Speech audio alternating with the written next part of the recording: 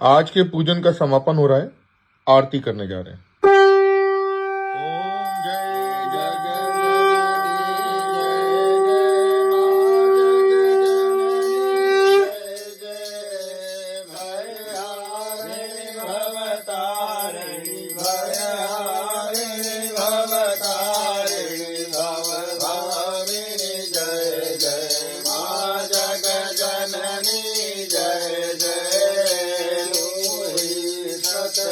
सुखमय शुद्ध ब्रह्म रूपा भैया शुद्ध ब्रह्म रूपा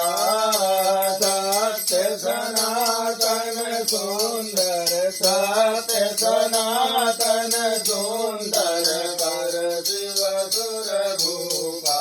माँ जग जननी